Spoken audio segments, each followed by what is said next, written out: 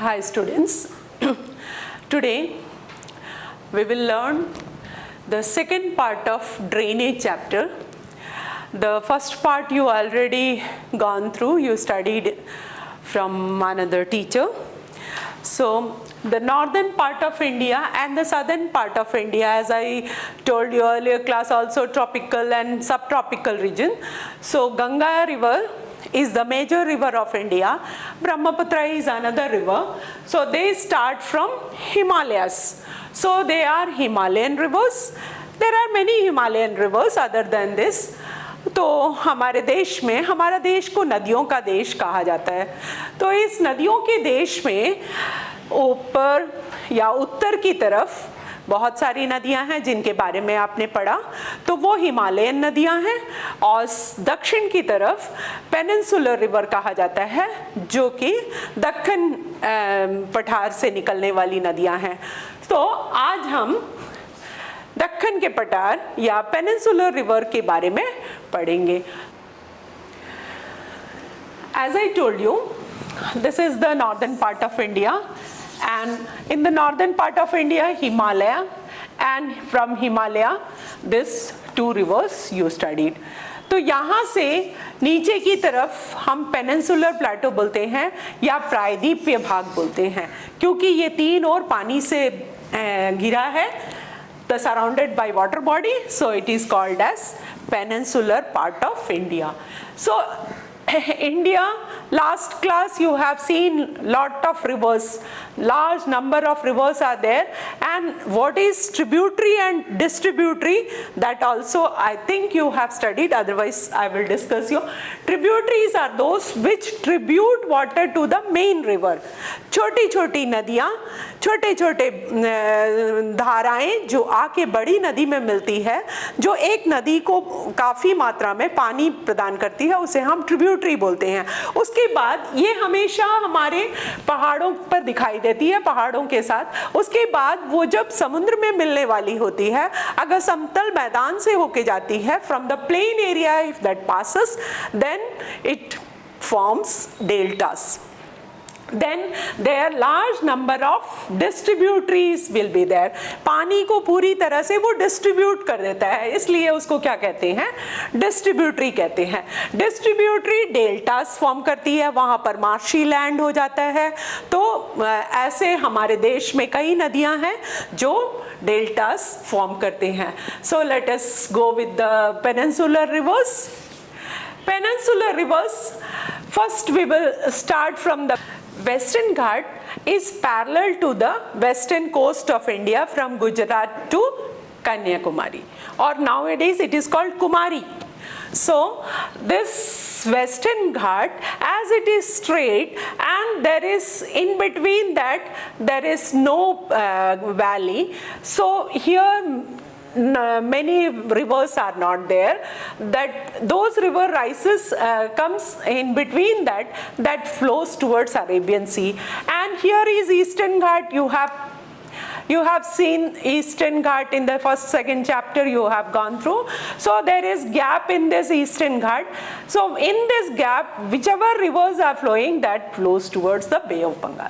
Now we will start the rivers of Peninsular Plateau. First one is the Narmada River. Narmada River starts from the Amarkantak, that is from Madhya Pradesh, and it flows towards Gujarat. In this way, it falls in Arabian Sea. This Narmada River is a river which forms estuary. What is estuary?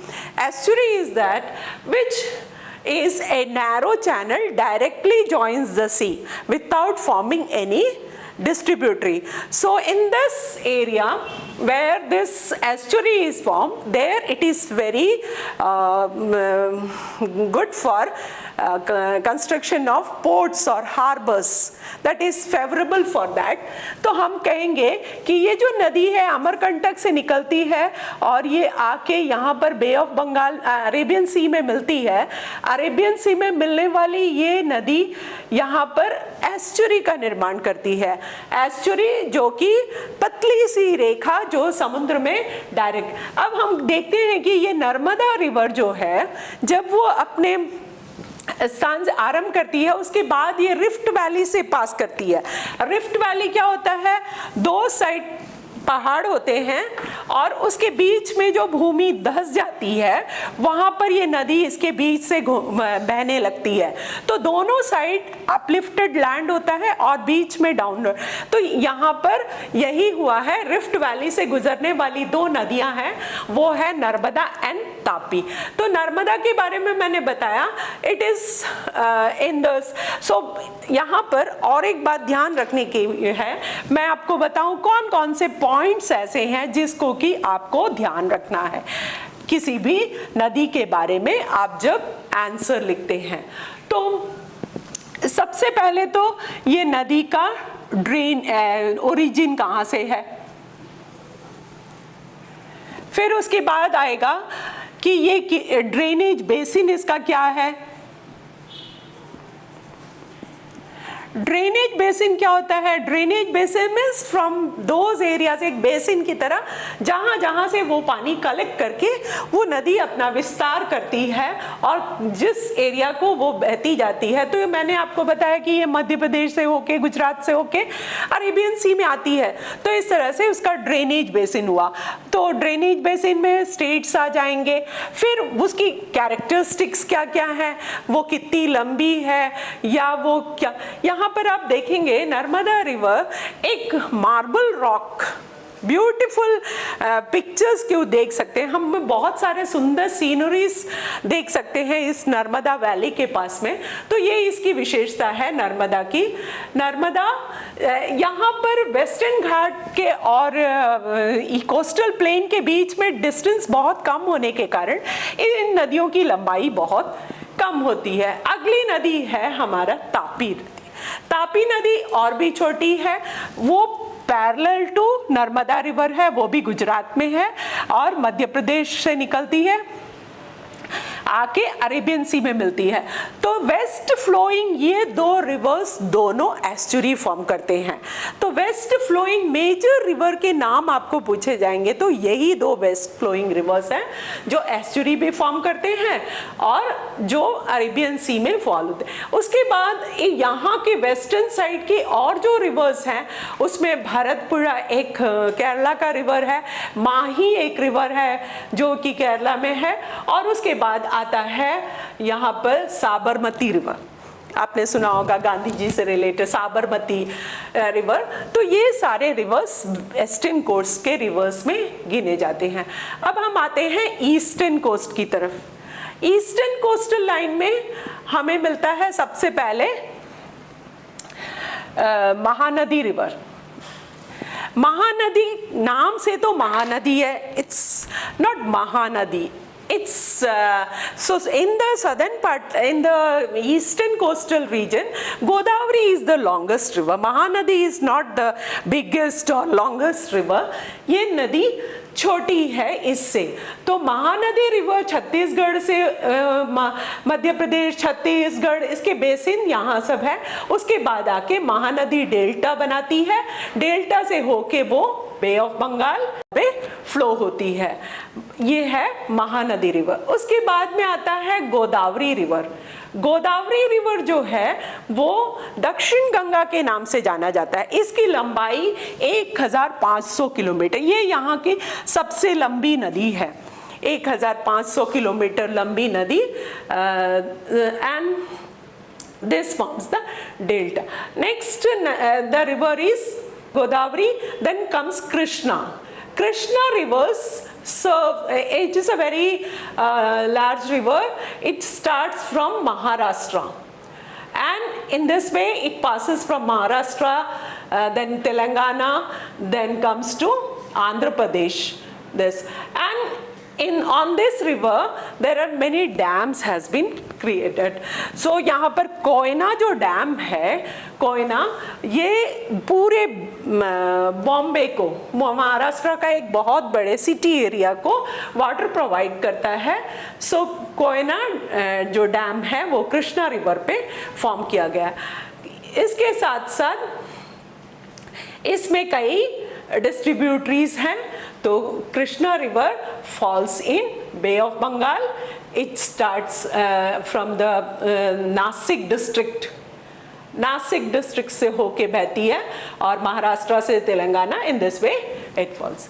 Next comes the Kaveri river. Kaveri river is in Tamil Nadu. As I told you earlier, this Godavari river is known as Dakshin Ganga. Dakshin Ganga is longest river. This has Godavari, Purna, Vardha, Vainganga, Penganga. So that's why these are the major distributaries of this river, tributaries of this river, and in this way they form delta.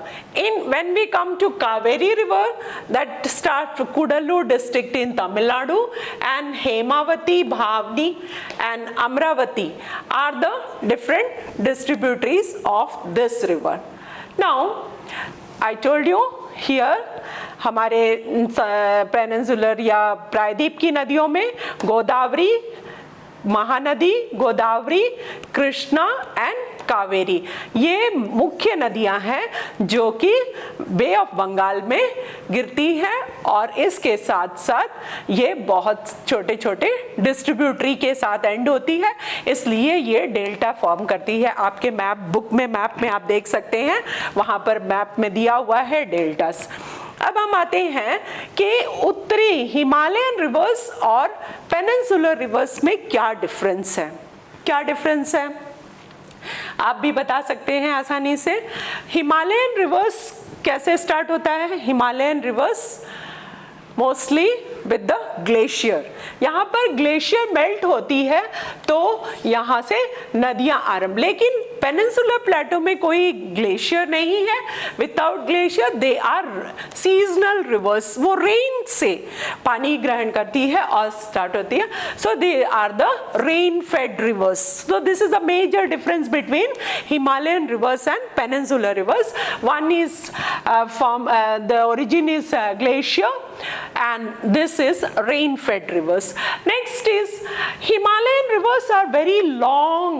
Its drainage area is very large, and it passes from the plain area and then it comes to and ends in the sea. Always river starts from a range, mountain ranges.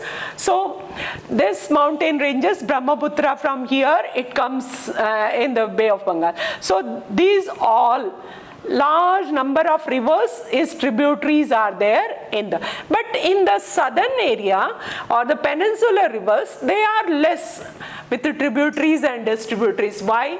Because there the drainage basin is small, large area is not there. They passes from very little plain area. This is very large, plain areas are there, that's why they have more drainage basins. But here in the southern part of India, the drainage basin is less. So this length of the river in northern part of India is more than the southern part of India. The names of the river you can write, large names, number of rivers are there. This Satluj river, here 5 rivers of Punjab, you know, then Ganga river, Yamuna river, then Gagra, Gandak, Kosi. In this way large number of rivers are there. Here these names you can give: Sabarmati river, Narmada river, Tappi river, and in this way. This is the difference between peninsular rivers and Himalayan rivers. Now let us go to the lakes. What are lakes? Lakes can be of 2 types. One is man-made lakes and one is natural lake. अब natural lake कहाँ पर है? आपने सुना होगा जम्मू कश्मीर में, हमारी जम्मू कश्मीर की ब्यूटी का मेन रीज़न क्या है? यहाँ पर जो लेक्स उपलब्ध हैं. तो आप जानते हैं, आपने सुना होगा दाल lake. Lakes surrounded by water land body, and there will be a large water mass. तो this mass, if it is very large, then we call it sea. Caspian Sea वो भी lakes हैं लेकिन बहुत large हैं इसलिए. तो हमारे देश में कई lakes हैं. So different types. अगर हम जम्मू कश्मीर की ब्यूटी की बात करें तो यहाँ पर जो अट्रैक्शन है वो लोग जाते हैं वहाँ पर हाउस बोट के लिए और बहुत सारे पिकनिक स्पॉट्स हैं, स्विमिंग करते हैं. इसके अलावा सीनिक ब्यूटी ये प्रोवाइड करता है.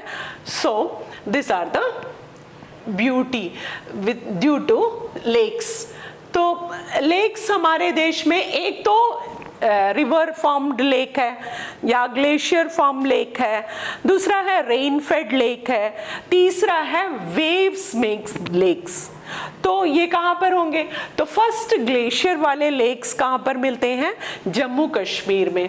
जम्मू कश्मीर में डाल लेक है, उसके बाद आता है Wular lake.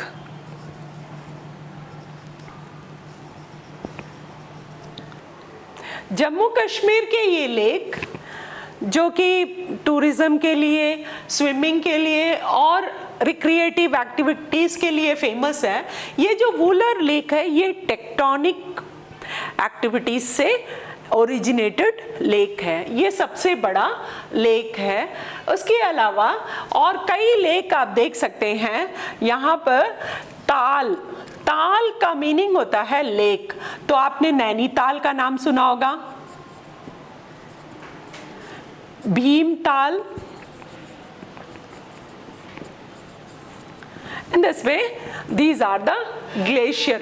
So glacier originated lake, that is perennial होता है जिसमें कि पानी हमेशा रहती है और ये ग्लेशियर द्वारा डग आउट होता है. Next, we will come to lake produced by rain water. और इसमें आता है हमारा राजस्थान का सांभर लेक. सांभर लेक जो है वो रेन फेड लेक है और सांभर लेक में large amount of salt we collect from this lake. यहाँ पर नमक पाया जाता है तो नमक निकाली जाती है इस लेक से. तो यह पानी सूखता भी है. तो ये है हमारा एक ही है जो सॉल्ट वाटर लेक है जिसको कहते हैं ये सांभर लेक है जो राजस्थान में मिलता है. मैप के लिए आपसे पूछा जा सकता है. इसके अलावा जब हम साउथ की तरफ आते हैं तो हमारे दूसरे जो वेव्स हम कोस्टल रीजन में देखते हैं कि लेगून्स है. So what are lagoons? Lagoons are those lakes which are separated by sandbars. Sandbar आपने देखा होगा समुद्र के किनारे एक छोटा सा झील बन जाता है और उसके सामने का पार्ट जो है वो बड़े बड़े बालू के ढेर से अलग कर दिया जाता है. उसके पीछे जो लेक मिलता है उसे हम लेगून कहते हैं. तो हमारे देश का लेगून है वेमनाड. केरला में एक लेक है वेमनाड और इसी तरह से पुलिकट लेक जो चेन्नई में है, पुलिकट लेक चेन्नई के पास में है. उसके बाद आता है चिल्का लेक. तो ये हमारे कोस्टल रीजन में वेव्स के द्वारा प्रोड्यूस, विंड के द्वारा प्रोड्यूस लेक्स भी हैं. तो ये वेव्स के द्वारा प्रोड्यूस लेक्स हैं. तो हमारा देश देखिए आप कितना ब्यूटीफुल है. Different types of pictures cues are available. तो हम आते हैं अब ये लेक्स हमारे लिए क्या महत्वपूर्ण है, ये हमारे लिए किसी तरह से फायदेमंद है. तो हम जानते हैं कि मैंने जैसे आपको बताया इम्पोर्टेंस हम लेक्स के बारे में लिखते हैं. लेक्स भी हमारे लिए महत्वपूर्ण है. जैसे कि मैंने आपको बताया, it regulates the flow of water. Glacier जो वाटर मेल्ट होके लेक्स में जमा होती है, बाद में वो बहना शुरू होता है, तो रिवर को वाटर मिलता है, फ्लो ऑफ वाटर बना रहता है। That is one of the prevent flooding during rainy season. If you know that in southern part of India man made lakes are made to control the water of flooding, तो वो man made lakes हैं जिसको कि हम hydroelectricity के लिए use कर सकते हैं। So this lakes are very important in southern part of India, such large number Kerala having Mettur Dam etc. Tamil Nadu, this can be seen. Moderate climate of the surrounding area के climate को moderate करता है। तो climate को कैसे moderate करेगा? Water body है, temperature को मिनिमाइज करेगा, तो इस तरह से क्लाइमेट को मॉडरेट करेगा। मेंटेन एक्वेटिक ऑर्गेनिज्म, आप जानते हैं बहुत सारी मछलियाँ और दूसरे जो है वो हमारे इकोसिस्टम के लिए भी बहुत अच्छा होता है, तो ये एक्वेटिक ऑर्गेनिज्म को भी मेंटेन करता है। हम कई प्रकार के ब्यूटीफुल ऑर्गेनिजम्स इसमें देख सकते हैं।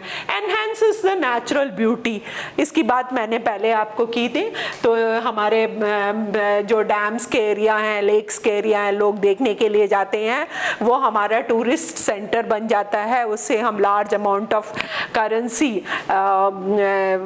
गेन कर सकते हैं। वो ये हमारे कंट्री के लिए बहुत अच्छा होता है। Next is develop tourism and recreation. So in this way as we have beauty, यहाँ पर लोग टाइम पास करने के लिए जाते हैं, अपने लाइफ का लाइफ को हेल्दी बनाने के लिए, ये हमारे लिए बहुत ही महत्व। So lakes are also important for us and in India which are lakes are there, I told you these all are very beautiful and that makes the country proud in the world.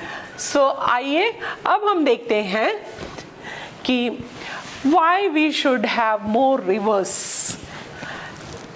significances of rivers in Indian economy, importance of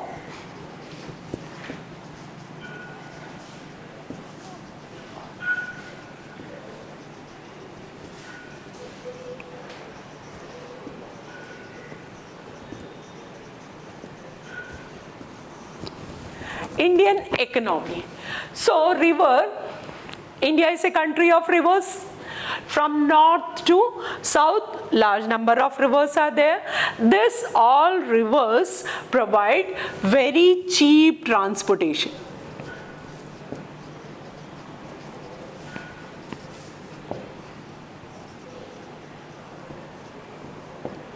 हमारे जो नदियां हैं उस पर हम जब यात्रा करते हैं उसमें बहुत कम पैसे लगते हैं। आप जानते हैं इसके लिए कोई ट्रैक बनाने की ज़रूरत नहीं है, बोट या शिप या छोटी छोटी नाव में आप यात्रा कर सकते हैं। तो ये हमारे लिए सबसे cheap transport facility provide. Irrigation के लिए नदियाँ बहुत ही महत्वपूर्ण है। एग्रीकल्चर हमारा इसीलिए रिच है, हमारा आप जानते हैं 60% of our population is engaged in agriculture, they use this river water. तो ये हमारे देश का सबसे महत्वपूर्ण रिसोर्स है। Rivers are the resource of the country. Next is rivers which are the source of hydroelectricity.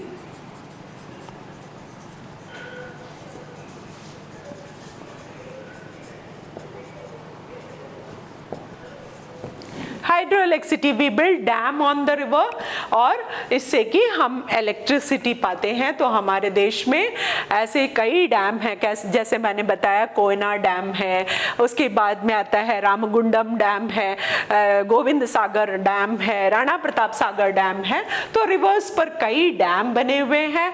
इसके अलावा rivers they minimise the temperature, जैसे कि आपको मैंने बताया लेक्स मिनिमाइज करता है, वैसे ही रिवर। तो अगला है हमारा सिविलाइजेशन। हमारा जो सिविलाइजेशन है वो कहाँ पर स्टार्ट हुआ? आपने कई चैप्टर्स में इधर उधर पढ़ा होगा। Civilisation started on the river valleys. Ganga river basin पे हमारा सबसे पहला सिविलाइजेशन सिंधु घाटी सभ्यता जो कि पाकिस्तान में है, उसके बाद गंगा रिवर बेसिन। सबसे ज़्यादा पॉपुलेशन नदियों के किनारे, शुरू से ही लोग नदियों के किनारे बसते आ रहे हैं, आप जानते हैं, खेती करने के लिए और बाकी सभी आवश्यकताओं के लिए। हमारे जैसे इंडस्ट्रीज के लिए नदियाँ बहुत इंपॉर्टेंट है। इंडस्ट्रीज, बहुत सारे इंडस्ट्रीज नदियों के किनारे बसाए गए थे। आपको पता होना चाहिए कि हमारे लगभग 2500 इंडस्ट्रीज को आज नदियों के, गंगा नदी के किनारे से और दूसरे भागों पर रिमोट एरियाज में ट्रांसफ़र किया गया है। जो हमारा जो पहला पुराने समय में सारे इंडस्ट्रीज गंगा के किनारे लगाए गए थे, आज उसको, जिसके कारण गंगा पोल्यूटेड हो गया है या यमुना पोल्यूटेड हो गया है, तो उसको वहां से निकाल के दूसरी जगहों पर बसाया जा रहा है। तो इंडस्ट्रीज नदियों के किनारे है, इंडस्ट्रीज को पानी की जरूरत होती है, वो हमारा। Next is industrialisation, civilisation started. और नदियों से आप जानते हैं aquatic organism,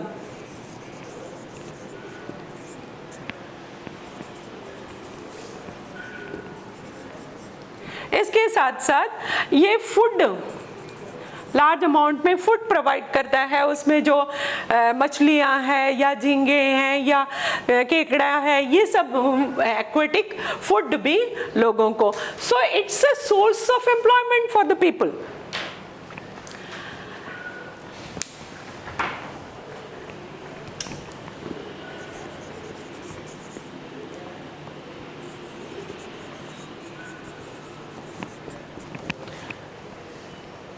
So in this way you can study this points and you can elaborate this in your answer.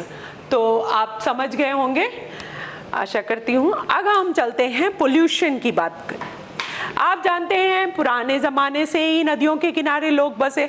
आज हमारी सारी एक्टिविटीज़ किससे जुड़े हुए हैं? नदियों से जुड़ी हुई है। हम बिना पानी के रह नहीं सकते। तो आप जानते हैं हमारी पूजा, हमारे डेड बॉडीज़ भी पानी में ही जाती है, और हमारे कई एक्टिविटीज़ हैं जो नदियों से रिलेटेड है, जिसके कारण क्या हो गया है, नदियाँ पोल्यूटेड हो गई है। इन पोल्यूटेड नदी को क्लीन करने के लिए large amount of capital is needed. तो इसके लिए गंगा नदी project, Ganga cleaning project start किया गया है। और आज जो पेंडेमिक आया हुआ है, इसके कारण आप जानते हैं गंगा का पानी क्रिस्टल क्लीन हो गया है। ये हमारे लिए बहुत अच्छी बात है। तो गंगा का पानी आज साफ होने के कारण गंगा के पानी को किसी भी काम में प्रयोग में लाया जा सकता है, ऐसा कहते हैं।